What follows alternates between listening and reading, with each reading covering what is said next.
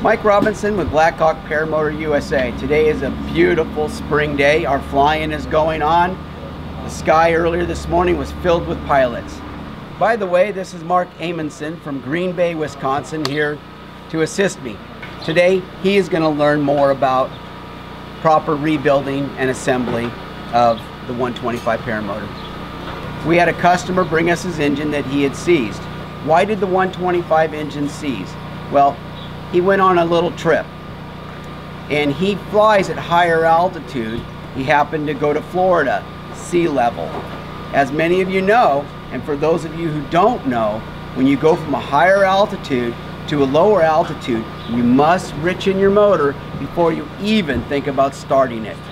Richen it, turning the screw out, letting more fuel into the engine.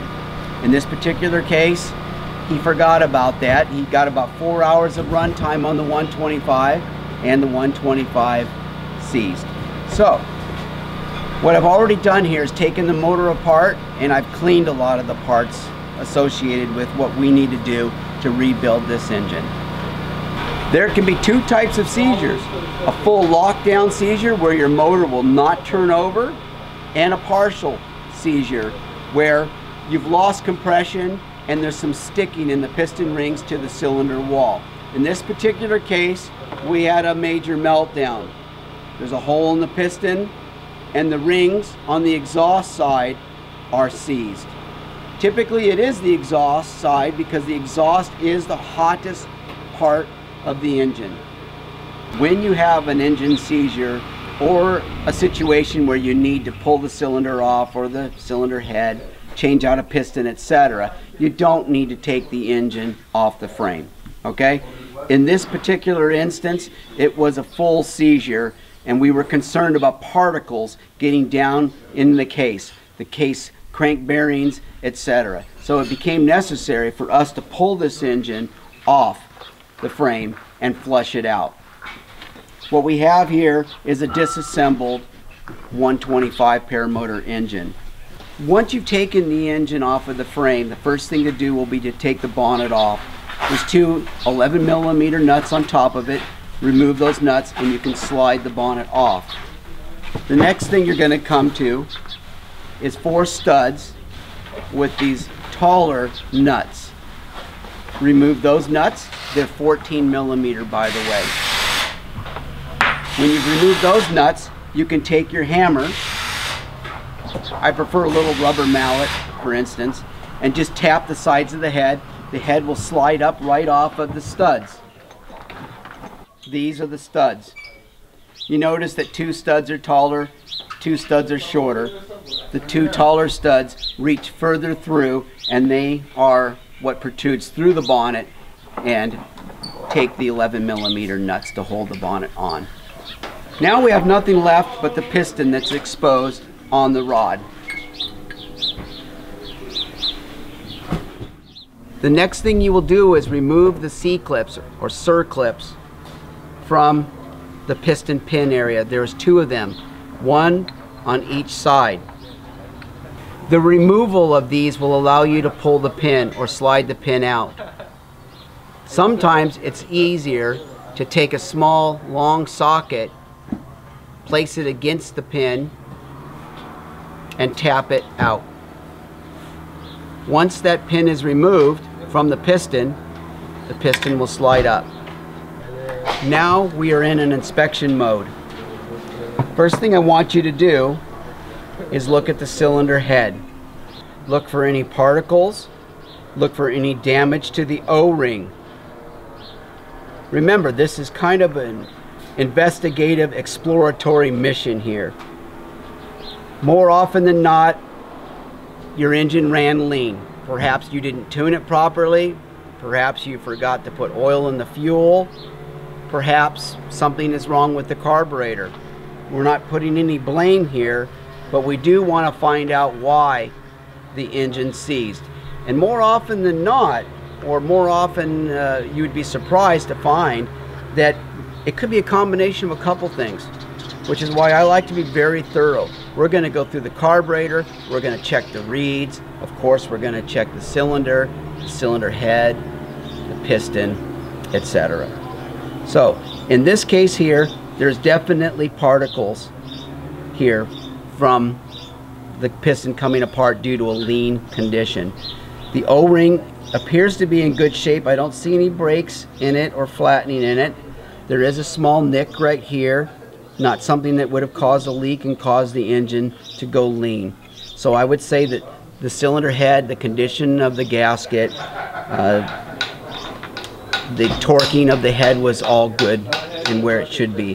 But there are definitely particles from the piston. There's a pretty good little chunk right there. I don't imagine you can see it, but pretty significant piece of aluminum.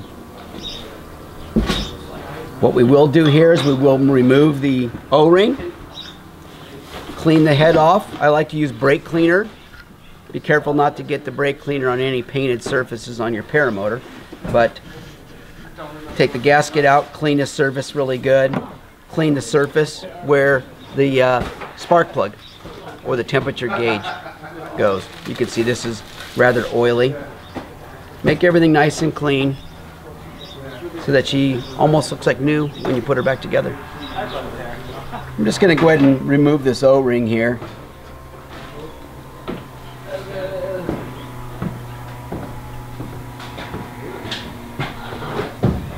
The head condition is just going to be just fine after it gets cleaned up.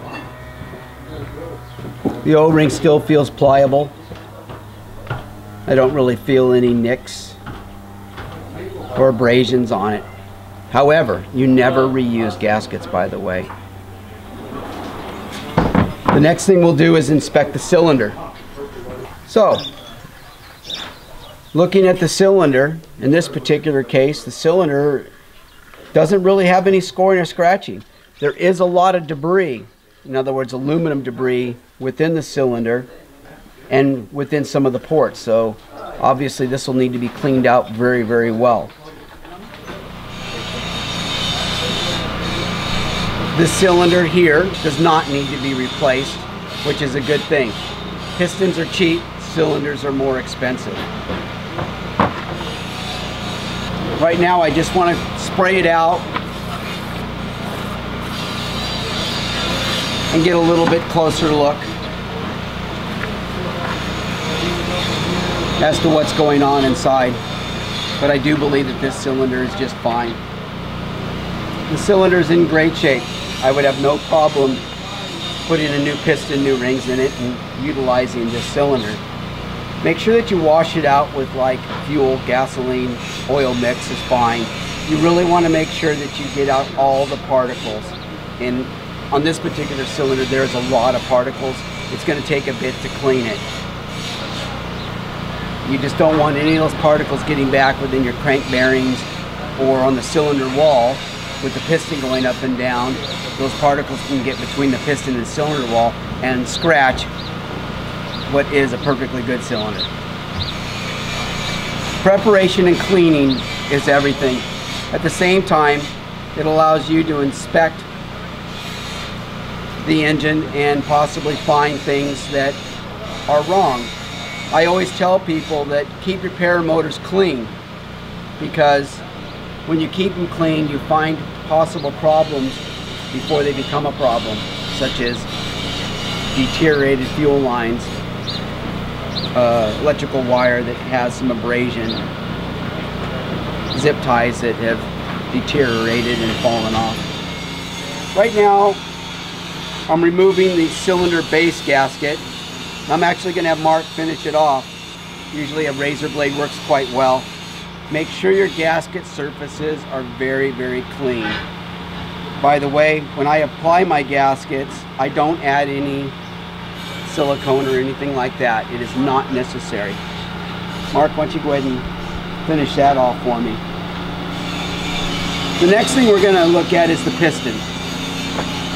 Again, we'll show you some close-ups of this piston. It clearly has a hole burnt right through it. The exhaust side has some sticking of the rings. We'll show you a close-up of that as well. These rings are basically embedded into the piston and not sticking out whatsoever from the piston. No doubt that this piston needs to be replaced. So with your new piston, you'll get obviously the piston, and you will get new rings. Make sure that you take the arrow. There's an arrow on the top of the piston. That arrow goes towards the exhaust. Towards the exhaust, not away from the exhaust. The arrow on the top of the piston goes towards the exhaust. Go ahead and open the piston box. You will find a set of rings. For the 125, there's 2 rings. For the Talon, there's 2 rings. Air Max, there's 2 rings. For the 90, there's only 1 ring. You'll also have some new C-clips or cert clips, and you'll have a brand new shiny piston pin. What I'm going to do is go ahead and install the rings. Again, there's 2 rings, and there's a tiny pin located approximately 30 degrees or so away from the other pin, which is on the next groove down. That little pin in the piston is going to be right in the middle of the ring. You want it balanced in the middle of the ring so that when you compress the rings will compress all the way, allowing you to insert the piston into the cylinder, or really the cylinder onto the piston. Here's the gap in the piston ring, and here is a tiny pin that keeps the ring from rotating. Again, make sure that that pin is in the center of the gap. I'll demonstrate that now by installing both sets of rings. Don't be afraid to bend the rings. They're made to be somewhat flexible. I'm just lining it up on the bottom groove, right next to the bottom pin. See that, Mark? Yep. And then I'm just going to pull it around.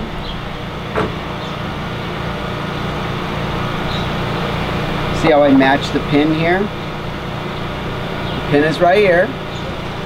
And now I'm just going to slide the ring down. See how easy that is? Got it. And then if you squeeze this ring together, like it would be compressed in the cylinder, you see how I can only turn it so far before it hits that pin.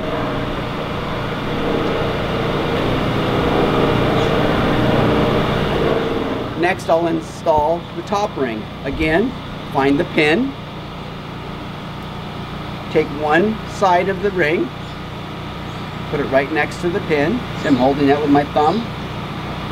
Just get it started, and take the other end of the ring and put it next to the pin. And then slowly slide it down till it snaps in place, and then line it up. Okay? If Mark will be so kind as to go grab me a black indelible pen, I will show you something that makes it a little easier. Here's the top pin. I make one dot right in line with that pin. See that? Mm-hmm. And then the bottom one, I use 2 dots. One is the top, 2 is the bottom. It's not necessarily required, but for those of you that have done this only once or twice, or not at all, it enables you to know where the pin is.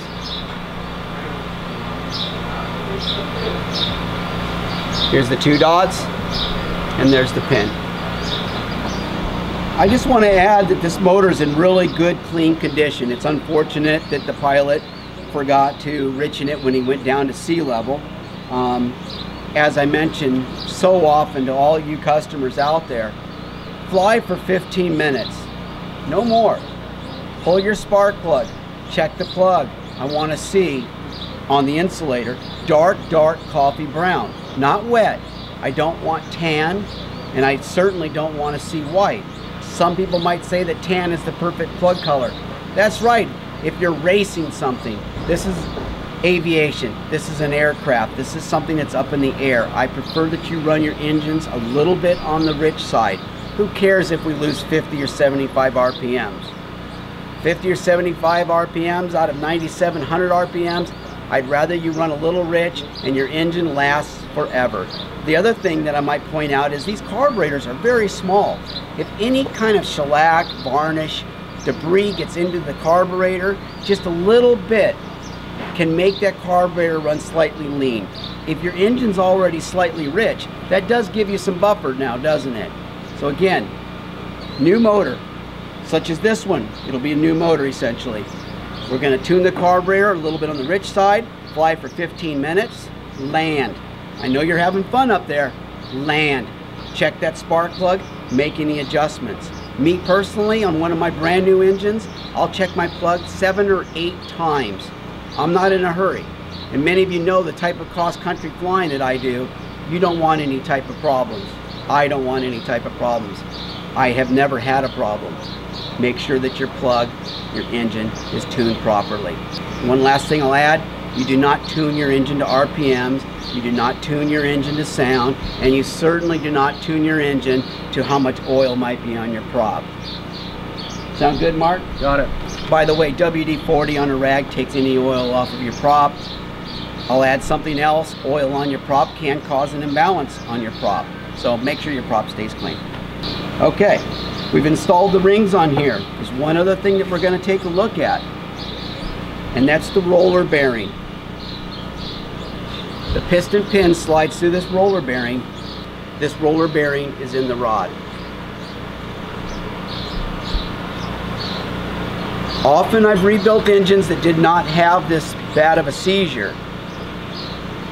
However, in this case I can see nicks on this roller bearing. I see debris on this roller bearing, and this roller bearing is gone. Put a new roller bearing in. I even inspect a new roller bearing. I'm kind of particular about doing things right the first time. I don't want to go back and do things a second time. What I'll do next is I'll go ahead and apply a little bit of oil. The oil that you use to mix in your fuel, Maxima Super K, is just fine. Just coat it. In this particular case, you guys, for cleaning, I'm using carburetor cleaner.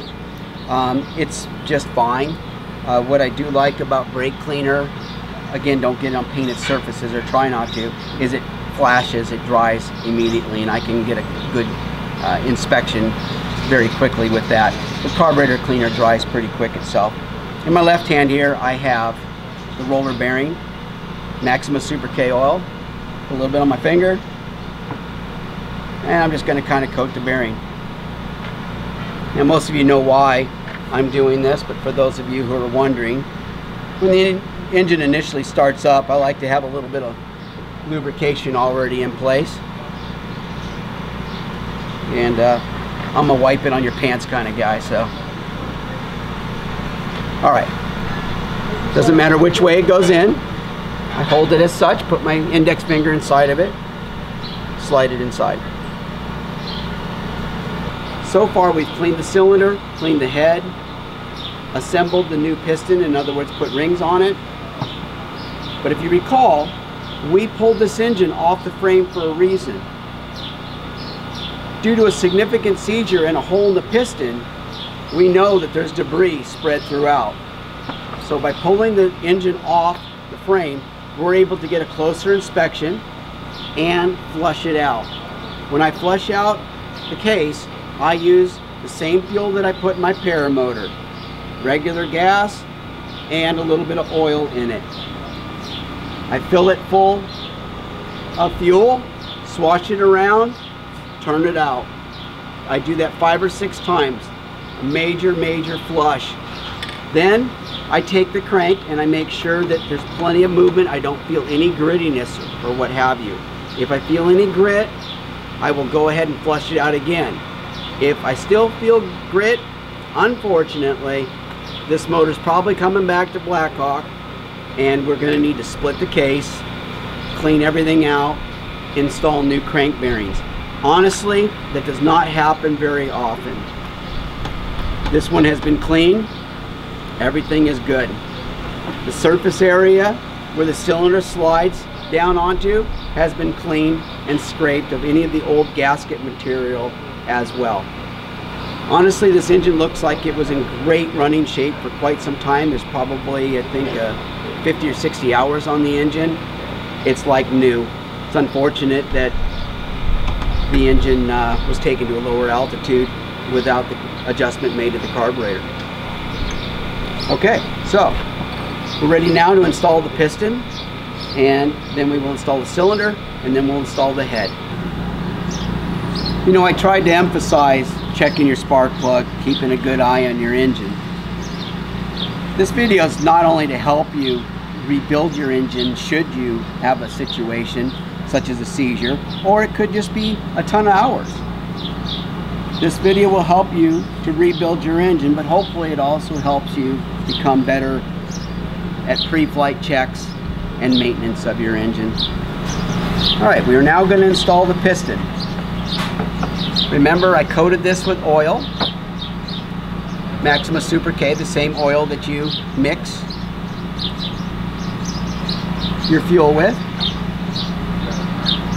I'm going to line up the rings on those pins. Remember my dots, so it quickly gives you a reference of where you need to be. Pretty cool. I also like to put just a little bit of oil on the pin. Sometimes it makes it slide a little bit easier.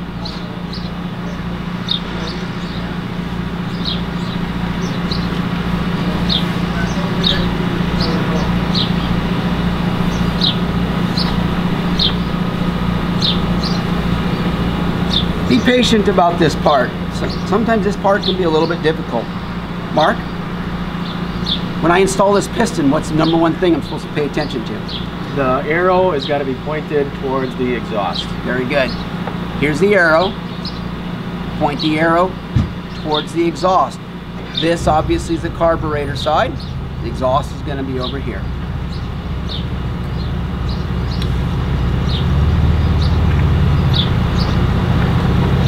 Again, you got to be patient, especially doing this by yourself. Sometimes it's not super easy.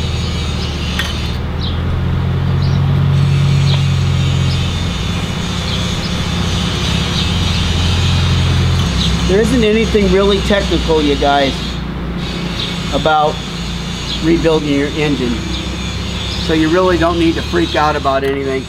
And again, typically I can do this in the frame in less than 30 minutes complete.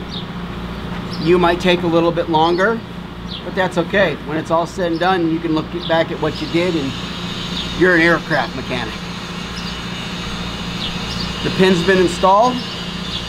This is the part that I hate, is the circlips. Notice there's a little hook there. I like to put my needle nose pliers in that hook, and it allows me to kind of pinch it tight. Allows for a little bit easier installation. This one good, you want to do? I'm going to slide the engine towards me. I would suggest that you take a shop rag or a towel and wrap it around the inside. In case you drop the circlip, we don't want it going down in the engine. So do take the time to make the piston all comfy. By the way, you can install the circlip on one end of the piston first. Might make it a little easier for you.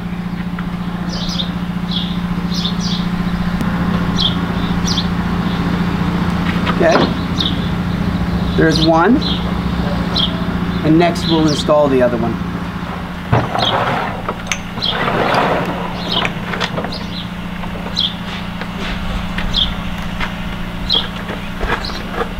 As I mentioned, the circlip can be a little bit of a pain, and sometimes you need to have a little flathead screwdriver, and you can finish putting it in.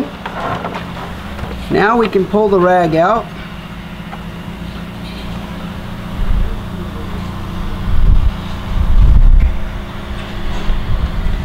And we're now ready to install the cylinder. First thing that's going to go on, gasket. The two studs are taller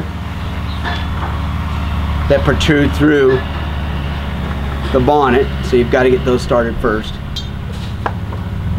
Try not to tear the gasket. It's all really pretty simple. Once it's down, you want to make sure that it's aligned properly, that you didn't get it on backwards.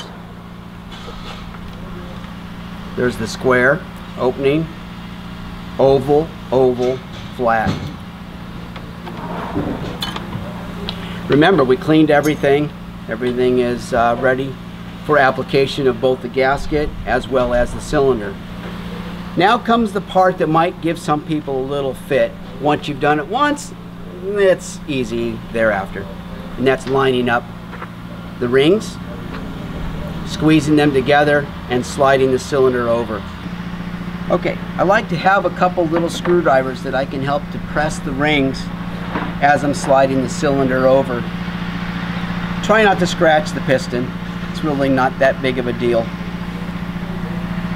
Okay, the first thing I'm going to do is line up my rings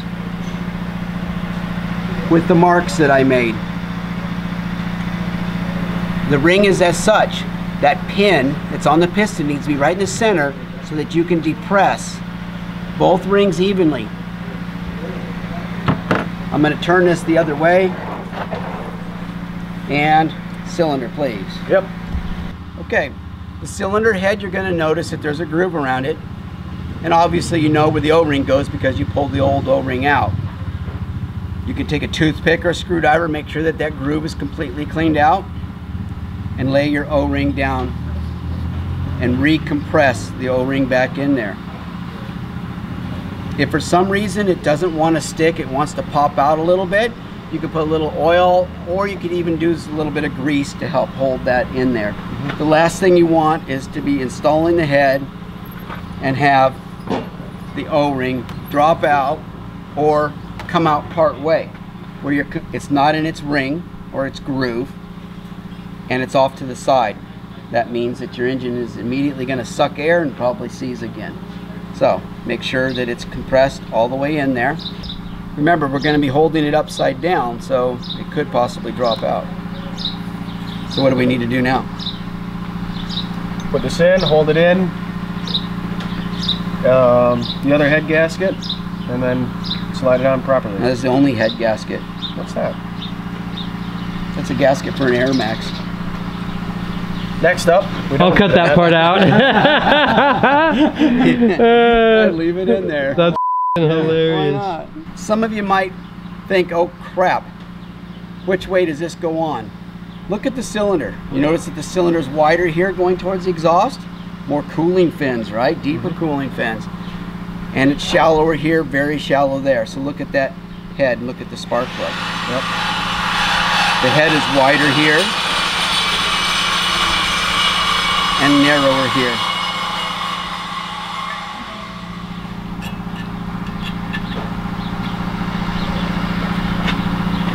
Now what I'm going to do is I'm going to look under, and what do we see? The O-ring came down. O-ring came down. So what are we going to do? We're not going to risk it. We're going to put a little bit of grease in 4 locations and let that ring stick to it. All right, Mark's going to put grease just a little bit in 4 locations. That's it.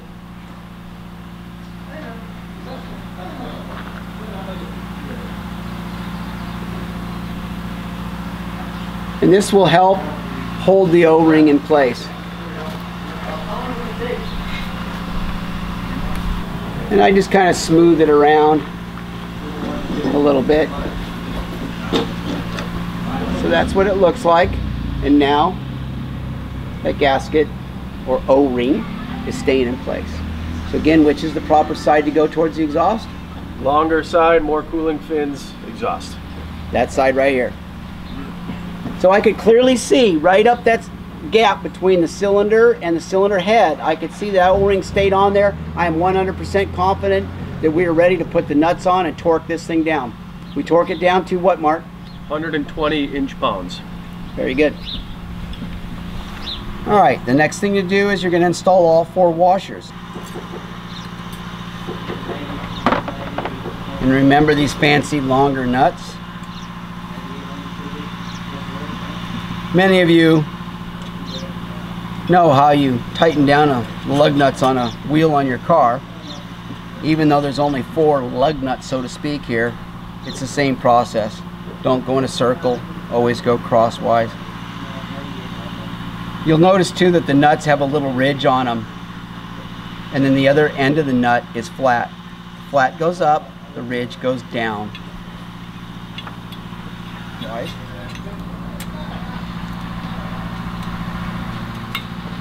14mm wrench. Notice how we ground ours down so it fits. Some of our engines are a little bit tighter, so we ground down the socket in order to fit. Just use this to take it down. Remember that O-ring was nice and purty, but we're not jarring this thing and moving it around. Notice how it came across crosswise.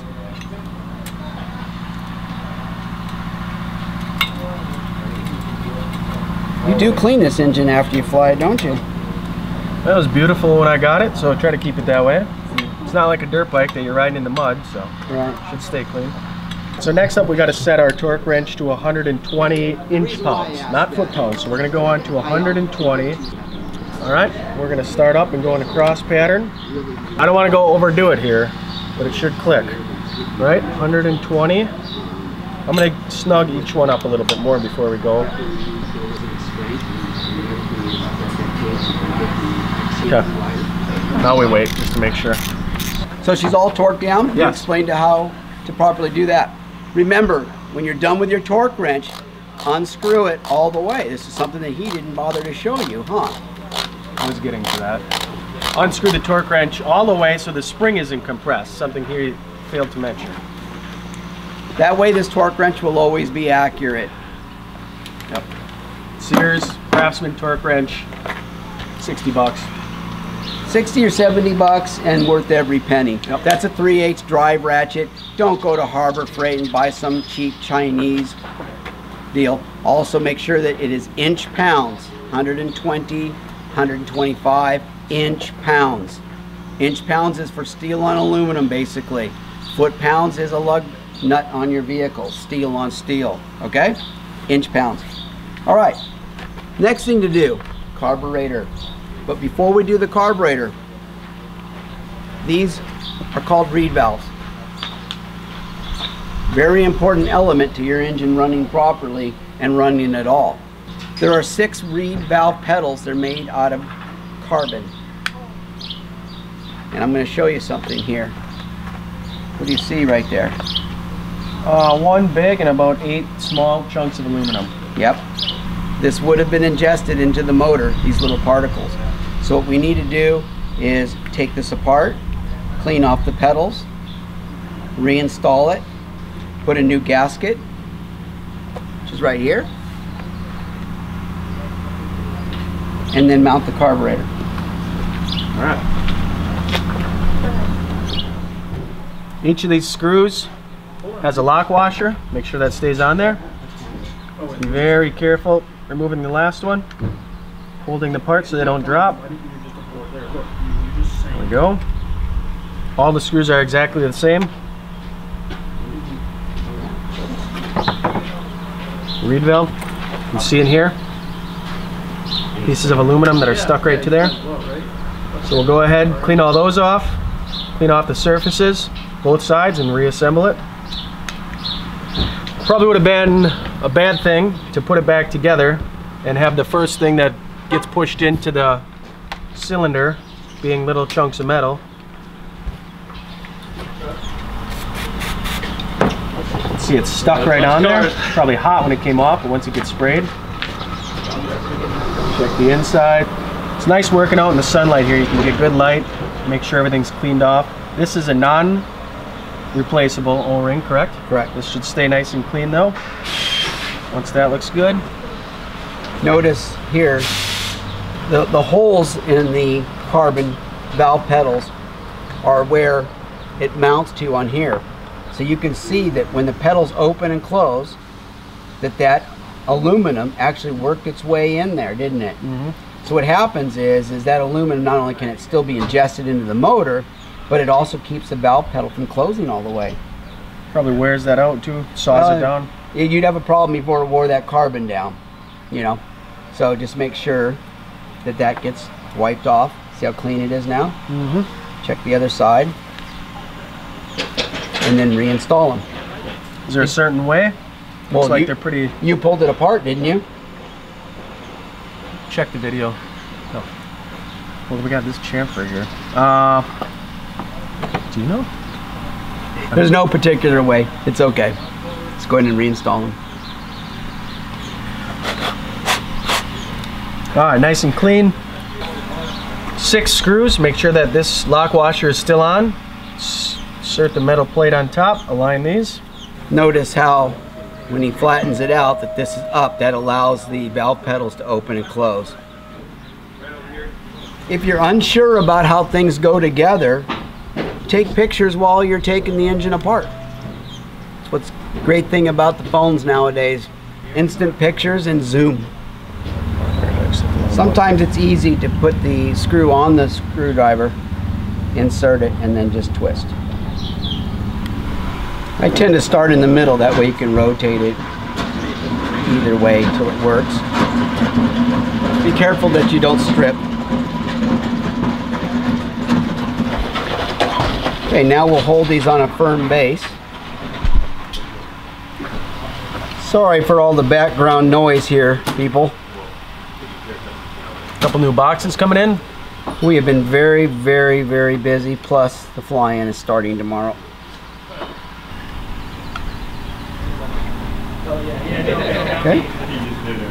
Okay, so we've cleaned the reeds, fully assembled, everything's tightened down. We're getting close to this motor being back in the air.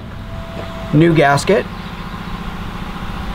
I apply it over the reed block first, make sure that it clears the screws. Again, you guys, don't freak out. This is all pretty easy, self-explanatory. Don't be afraid to take pictures before you take things apart.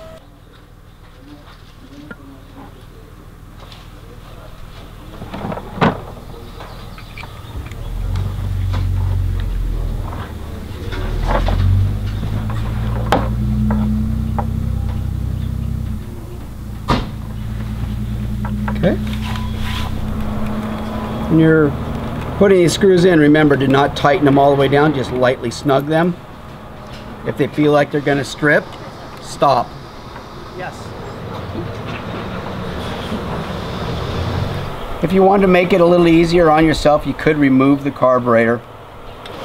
There is no real torque specifications on these. Just make them good and snug. All right. So the motor's been reassembled complete. Everything is brand new. Are we just going to put it on the frame and go fly this thing? No, let's check that carb. Okay, we're going to do several things. I want to check your settings on the carburetor. I'm going to check the screen on the carburetor, and I'm going to check the throttle. These are 3 things that are of concern, and they should be checked religiously. I've pulled this plate off, and there's a screen. When the motor's installed, the screen is at the 12 o'clock position. And if you notice there in that little screen, there is debris. So one thing that I might point out in regards to that screen is you don't have to pull that screen out most of the time. Use a little dental tool and you can pull the debris out. If you do remove that screen, trust me, it can be a real bear to put back in. Sound good, Mark? Yeah, good advice. Okay.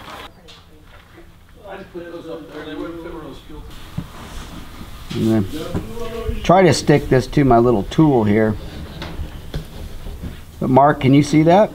Yeah, what do you think that is? Well, this is debris from ethanol in the fuel.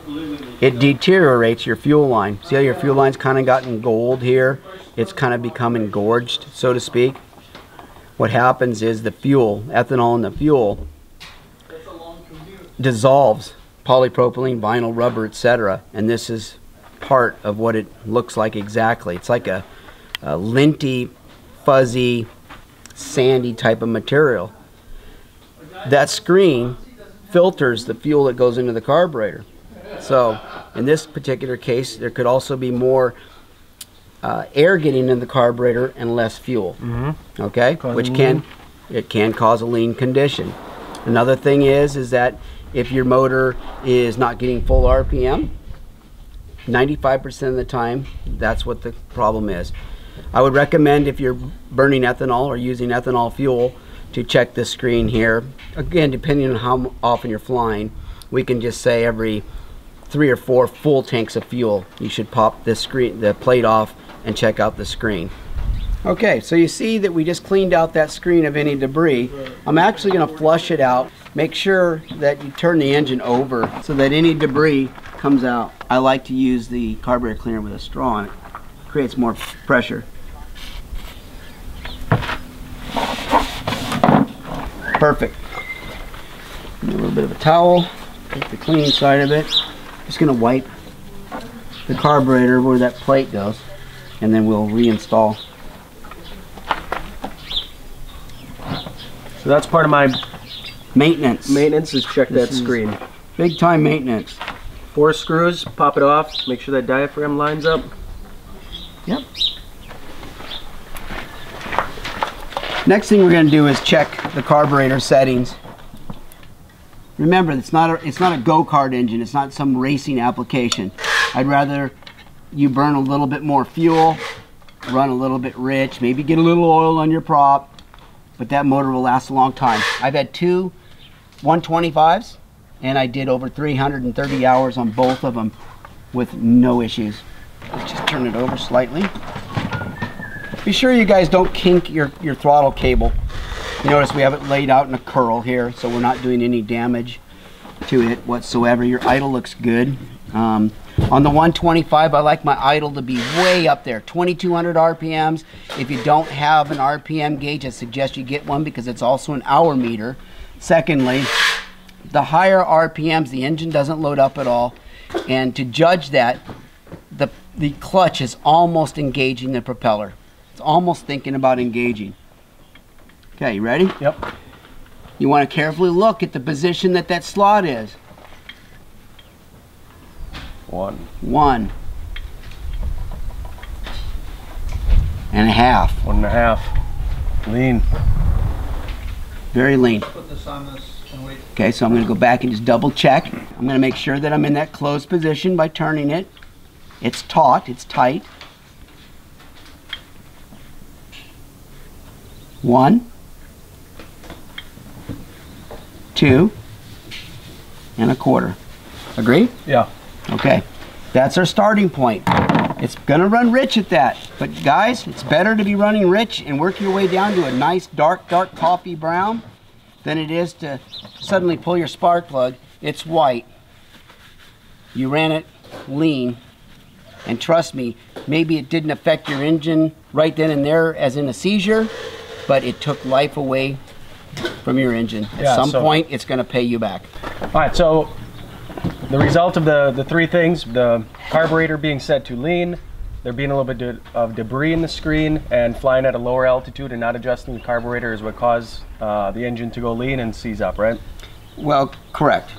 But really, it was the 1.5 on your setting that really did her in. The debris could have made a difference, might not have made a difference. If there was more debris than that where the engine asked for more fuel but could not get it, definitely. So, we're getting really close, you guys. The next thing to do is install the bonnet. Prior to installing the bonnet though, I want to make sure that the fan is all in good condition. You can look down in here and you can see the spring. That's all good, and each of the blades look fantastic. Super clean. There's not even any dirt in here, so you definitely kept your engine clean. Okay, now we're going to install the bonnet. When we install the bonnet, remember these spacers go over the taller studs. The spacers are there for what? Otherwise it would compress this down. Vibration would probably cause it to crack in time. Very good.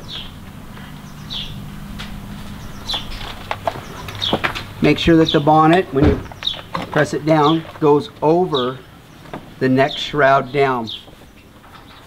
See, that's clean. You notice it's tight. It's all the way around the bottom shroud. Make sure that your rubber washers are in place. And the next thing is don't tighten this down too much. Otherwise you do put pressure on the plastic and it can crack at some point. For those of you who don't know, whenever you use nylon lock nuts, often it's best to replace them, okay? The other thing is you want at least 2 threads showing through the nylon lock nuts. Why don't you go ahead and take the 11mm wrench and snug those off. One of the best tools that they came out with is the ratcheting combination wrench. Makes quick work of things. The next thing to do is I typically take a piece of blue tape, any kind of tape, and plug the hole for the spark plug. You don't want any debris getting in there. In our case, we're ready to install a spark plug.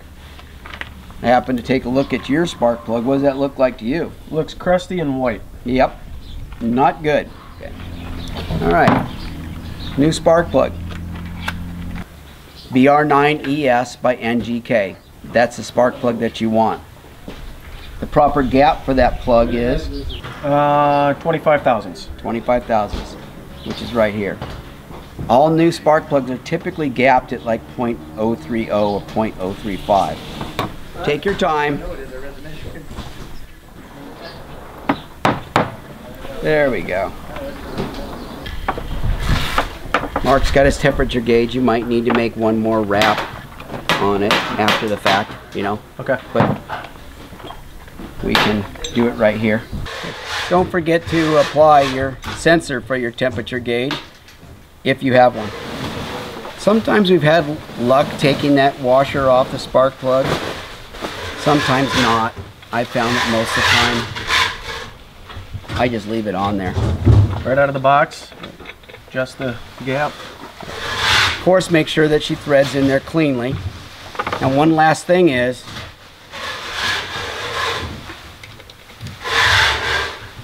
to make sure that this cap is very tight. I take a pair of pliers and I even score it slightly with just a pair of pliers. That way this cap sticks to it. For another reason why we tighten this down very tightly is that when they come in the box, you can undo them by hand. Yep. Okay? If this thing just vibrates loose and spins within the spark plug cap itself, what happens? Free to fall right off. Engine out for no reason other than you didn't do good maintenance, you didn't check it. So I just scored it slightly. It's a little bit rough. It will hold this cap better, and now we can tighten it down. With your unit came a BlackHawk tool bag. The tools that are in here pretty much handles every need that you might have on the engine in your general maintenance. Spark plug wrench. I like to use this for a little bit extra leverage. Remember, we have to compress that washer that came. It's a compression washer that came with the spark plug. It's clean. Now, you gotta be careful not to strip it, but trust me, most people don't tighten their spark plug down quite enough. That doesn't mean you're supposed to gorilla it and make it like super tight. That concludes a proper rebuild of your 125. The things that we did or we instructed you in this video will pertain to most engines in the PPG industry. On behalf of BlackHawk Paramotor USA, I'd like to thank you for watching this video. As I mentioned earlier, if you have any input, any suggestions, any concerns, or questions, please feel free to call Heidi or I. I'd also like to thank Mark for helping and supplying his motor for this video.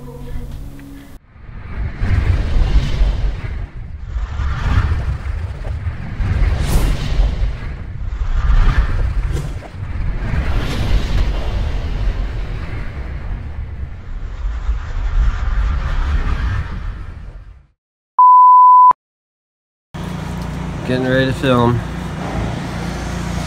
Got Marc Amenson, our dealer from Green Bay, Wisconsin. Yep. Hooking up Mike with a mic. Sleepy Mike Robinson. It's freaking early. Complete engine rebuilding process with a new piston and new cylinder. The customer who went down on vacation and flew the thing, blew the damn motor up. I mean, what the idiot. with those Wisconsin people. I don't know. Must have got some cheese in the carb. All right. By the way, this is Marc Amenson from Green Bay, Wisconsin. By the way, this is Marc Amenson. Amenson. It's not arms? No arms. All right, bye.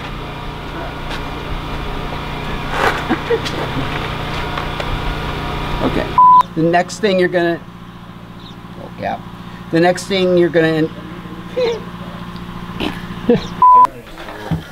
Okay. I get. And my daughter's standing to the side of me holding a phone, which means I need to answer it. You want to take over here? Yeah. So, what's your name? Taylor. Taylor. All right, we rolling?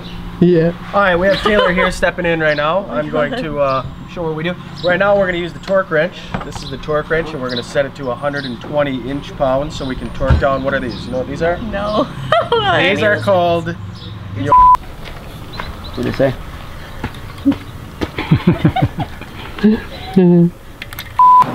Oh, it just stripped. Psych. What you doing there, Heidi? I'm taking these carabiners off. That's not safe. Those are necessary, I thought. Mine? We've sold so many paramotors, I need to set off my demo until they get in today.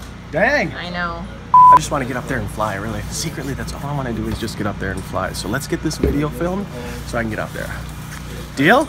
Sounds good to me. I'm brother. down with it. Oh, this is Anytime you see people up in the sky and you're on the ground, you get the itch. That's kind of what got me into it. Saw people up in the sky going, I could do that. Now I am. Now it's kind of fun. But everybody can fly, right? Probably kids, 20, 80. Come out here, get your training done. Let's take a walk outside. this already, right?